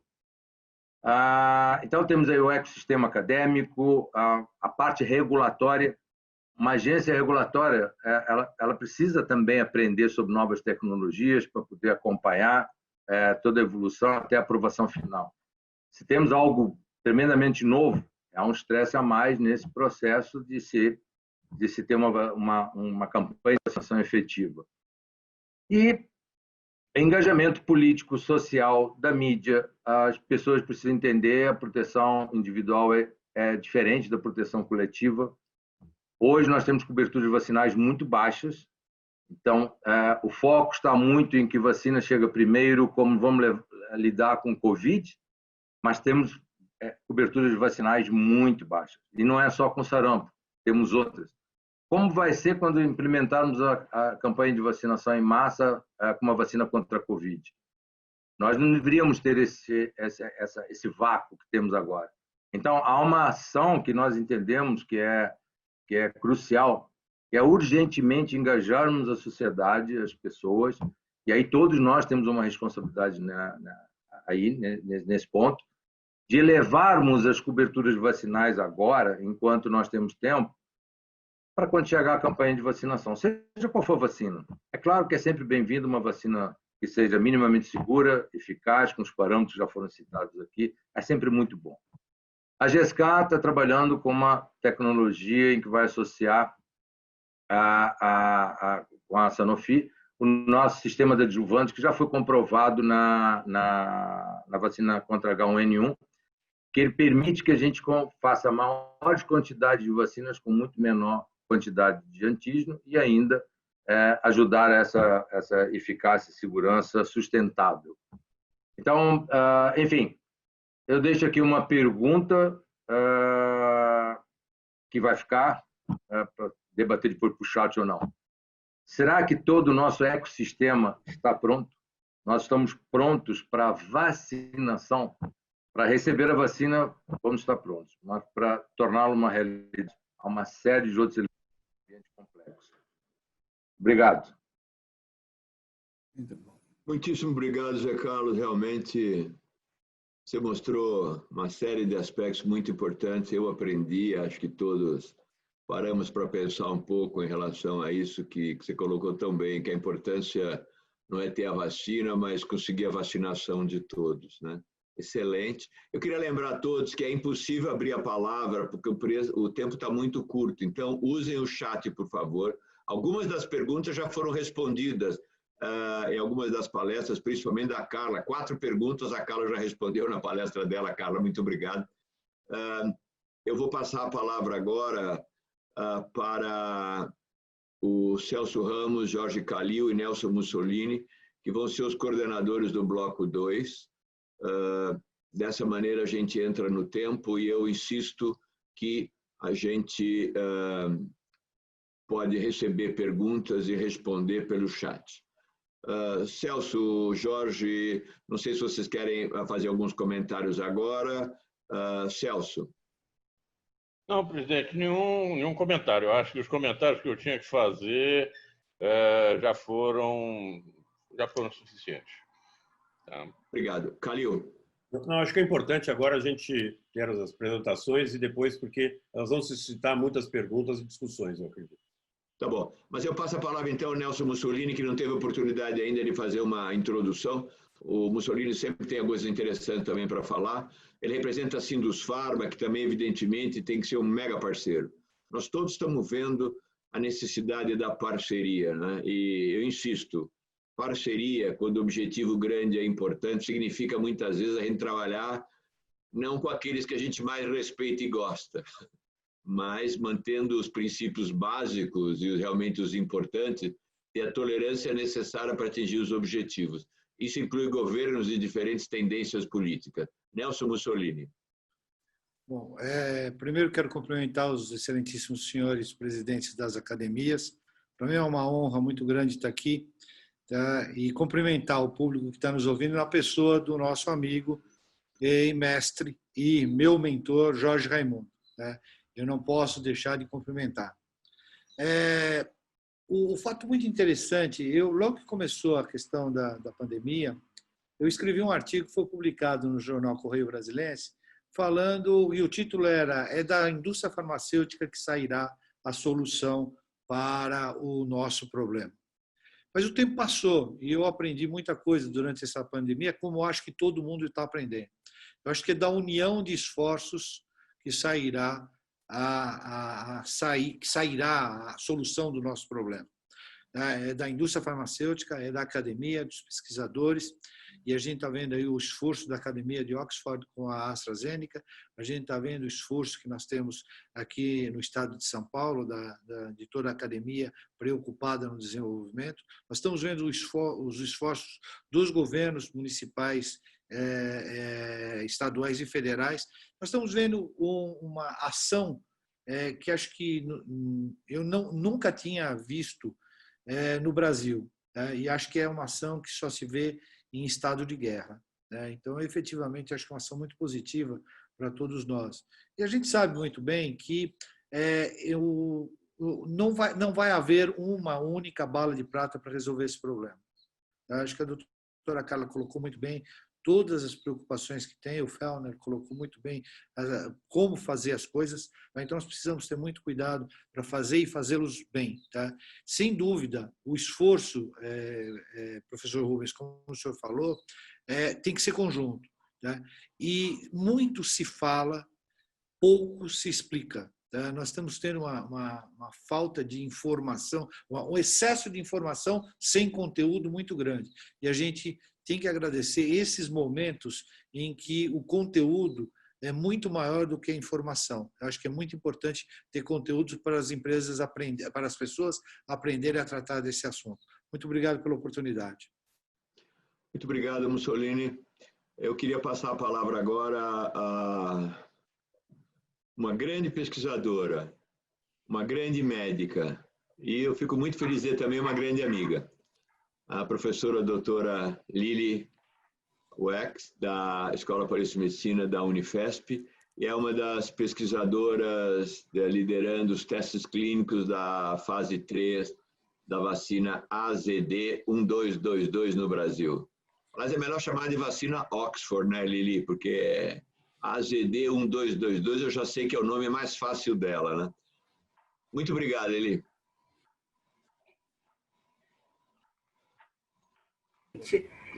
Realmente, estar junto com ilustres colegas, para mim, é uma grande honra hoje. Então, nesta segunda fase deste evento de hoje, onde nós vamos... Desculpe.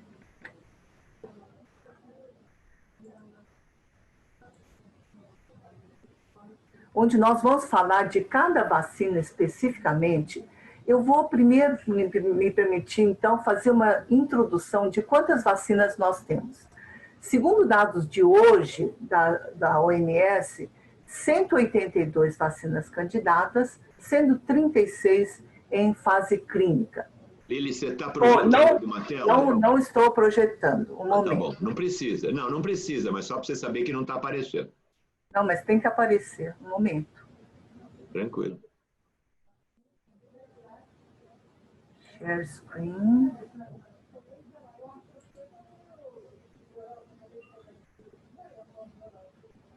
Às vezes a tecnologia do Zoom é mais difícil que a da vacina, viu?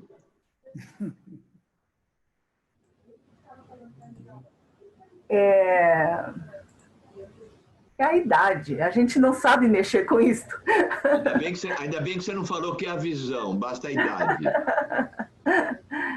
Então, só para dar uma introduzida nesse segundo bloco nosso, nós temos 180 vacinas candidatas, 36 em fase clínica, isto é, estudo em humanos.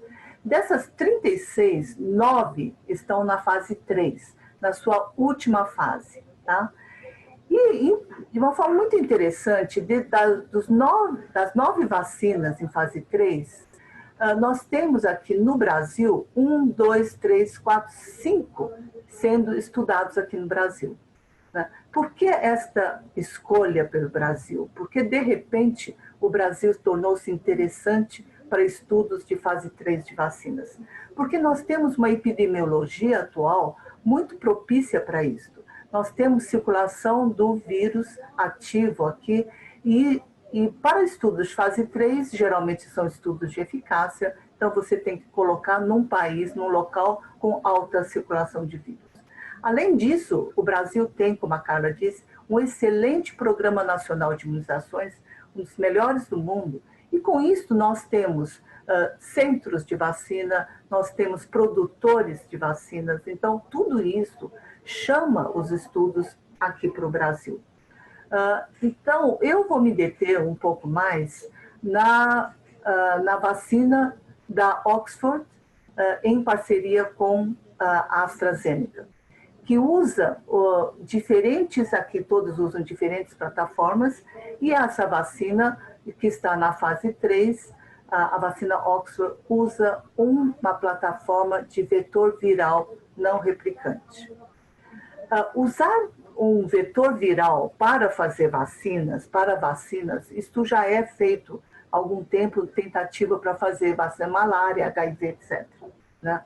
Mas usar adenovírus humano, nós temos várias vacinas usando adenovírus humano, nem sempre é tão fácil, porque pela infecção assim, ampla do adenovírus humano, muita gente já tem anticorpos neutralizantes contra o adenovírus humano e pode, com isso, neutralizar o vetor. Foi por isso que se pensou num outro adenovírus, um adenovírus símil, que não causa doença no homem, e muito pouca gente tem anticorpos contra o adenovírus símil. Assim, a vacina de Oxford, ela é composta por um adenovírus de chimpanzé modificado, se tira o gene E, e o torna não replicante. Ele não vai disseminar no organismo. E como sendo uma estrutura estável, você insere a proteína espícula do SARS-CoV-2, que é o foco de toda a vacinação, que é o spike. Né? Então, coloca dentro do adenovírus símil, do chimpanzé, e vai, sob a forma de uma vacina, introduzir no organismo e provocar a resposta imune, e evitando a entrada do coronavírus na célula.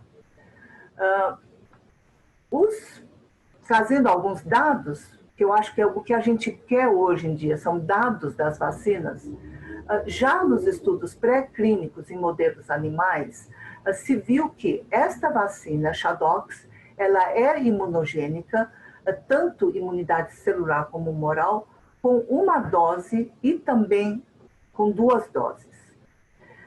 Em outro estudo, o macaco rhesus foi vacinado, depois encharcado de coronavírus, estimulado com o SARS-CoV, e houve proteção para a pneumonia, embora ele ainda excretasse o vírus nas narinas.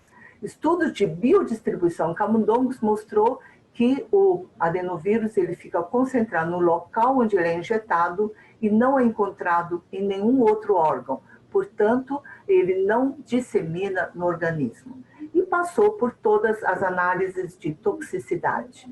Assim, iniciou-se os estudos clínicos e muitos, baseados já na experiência que Oxford tinha com o desenvolvimento da vacina para o MERS-CoV, né?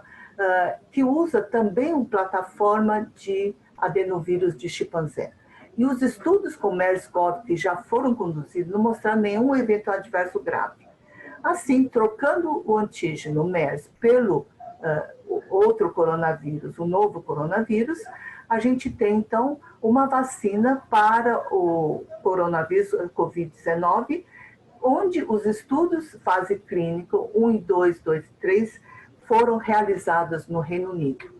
Então, se a gente lembrar, as coisas são muito rápidas, muito recentes. O estudo de fase 1 começou em abril deste ano, né? Com a inclusão de mais ou menos 1.000 participantes, 1.000 sujeitos, e um estudo randomizado, onde um braço recebeu a vacina e o outro a vacina controle. Depois, na fase 2 e 3, expansão da faixa etária, aqui no primeiro de 18 a 55 anos, e depois fase 2 e 3, expansão da faixa etária para várias faixas. A de criança ainda não iniciou, e assim chegou, ela veio para fora do Reino Unido e foi aprovada no Brasil no começo de junho deste ano. No Plano de Desenvolvimento Global da vacina Oxford para o coronavírus, espera-se incluir 50.000 participantes.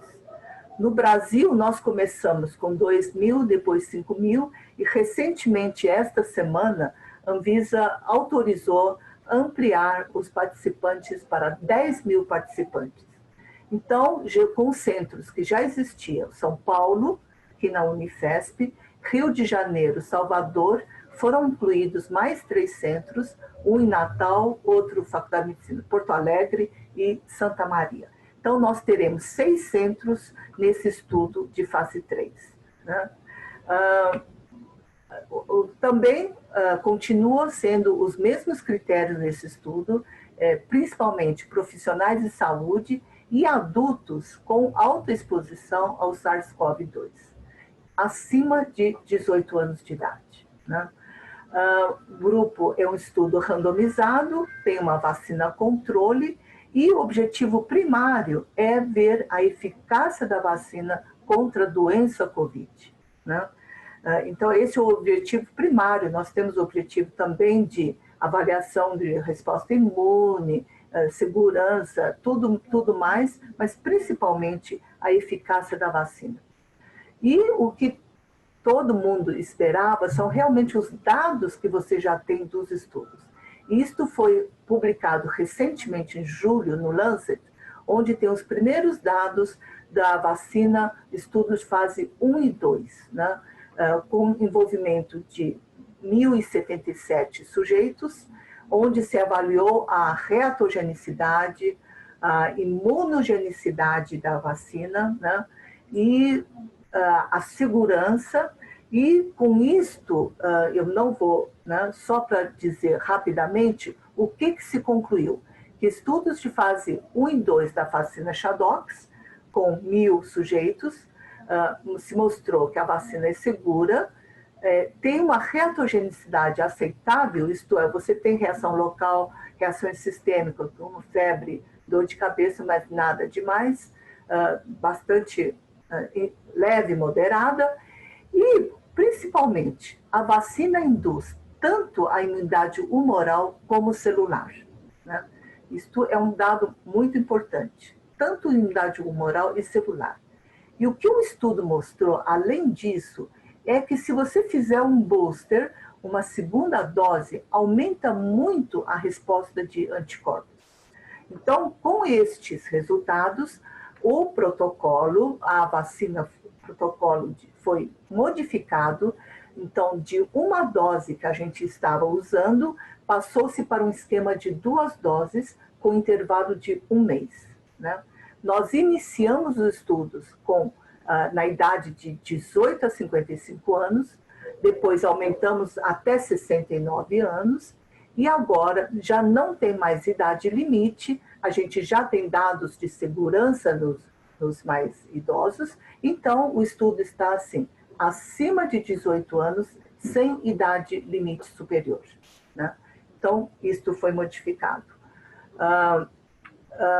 Acho que hoje nós temos no mundo cerca de 18 mil pessoas já vacinadas, e apesar de todo aquele evento da semana passada, da pausa do estudo, e depois se mostrou não haver uma correlação estabelecida com a vacina, autorizou seu retorno, mas dos 18 mil pessoas já vacinadas, nós não tivemos nenhum outro evento adverso grave. Então, a vacina segura. Aqui no Brasil, já muita gente, mais de 4 mil, quase 5 mil pessoas vacinadas, e o estudo está transcorrendo bem, sem nenhuma intercorrência importante. Eu acho que, do ponto de vista clínico, eram essas as informações que eu queria trazer, e vou deixar, então, para discutir outros aspectos da vacina com a Magu. Muito obrigada, professor Rubens. Muito obrigado pela excelente apresentação. Uma das perguntas é, mas se uma vacina não der certo, eu posso tomar uma segunda ou terceira? Você vê, o YouTube mostra algumas perguntas, mais como realmente o indivíduo da sociedade pensa, né? Eu já está pensando, se a primeira não der certo, eu posso tomar a segunda e terceira? Bom, nós vamos passar agora para a próxima apresentação, que é a doutora Maria Bernardini. Ela é diretora médica da AstraZeneca e também, desde o início, foi uma entusiasta da gente fazer essa apresentação aqui. A doutora Maria Bernardini, muito obrigado. Eu que agradeço. Boa tarde a todos os presentes. Boa tarde, doutora Lili. Em nome da AstraZeneca do Brasil, eu gostaria de agradecer a todos pela oportunidade. Em especial, né, professor Belfort, que liderou isso com muito afinco para acontecer, doutor Jorge Raimundo e também os líderes das academias aqui representadas que estão organizando e viabilizando esse evento. Então, sobre a disponibilidade, que foi o tópico inicial para a gente conversar sobre a vacina AZD1222.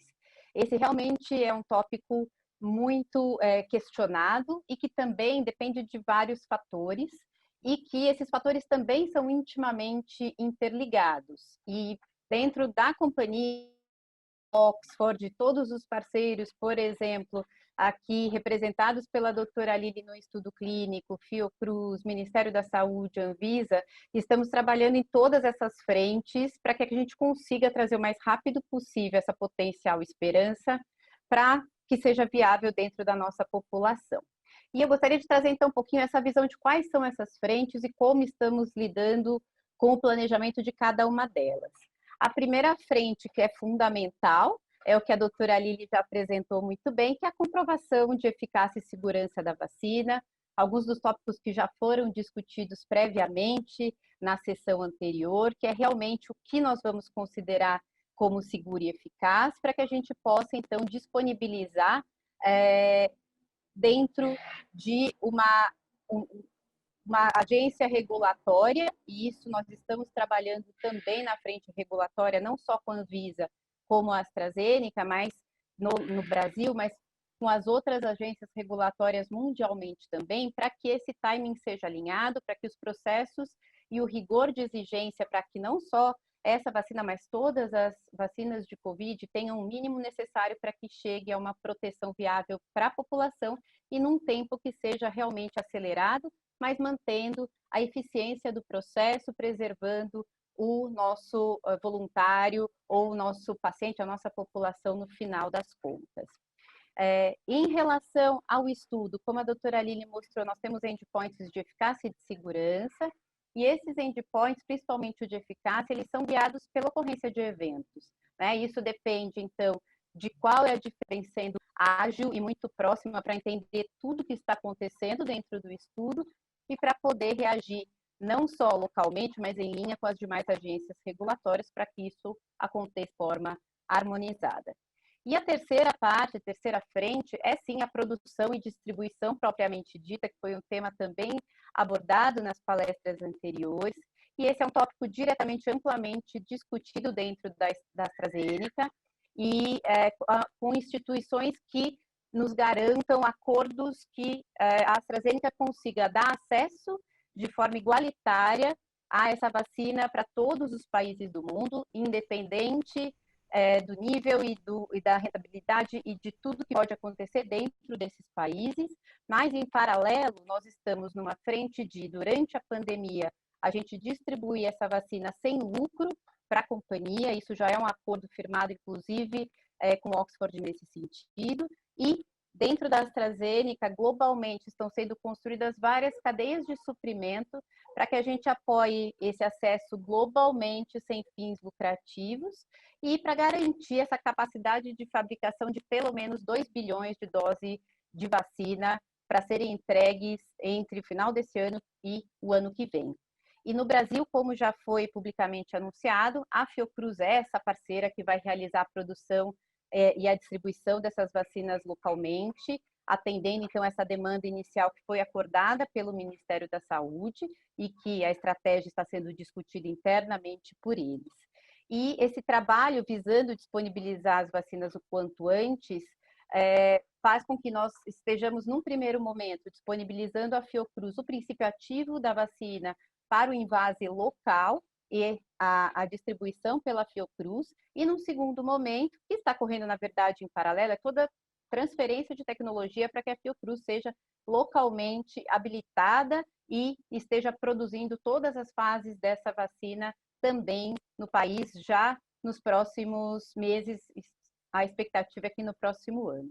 Então, essa disponibilização do princípio ativo se dará entre dezembro e janeiro do ano que vem, para que a gente consiga atingir o acordado de 100,4 milhões de doses o quanto antes dentro do Brasil. Ou seja, dessa forma, se formos realmente otimistas com todo o processo, em relação à ocorrência deles dentro do planejado, dentro da expectativa, nós esperamos que a gente consiga distribuir a vacina para a população e que seja essa uma das opções que a população possa ter.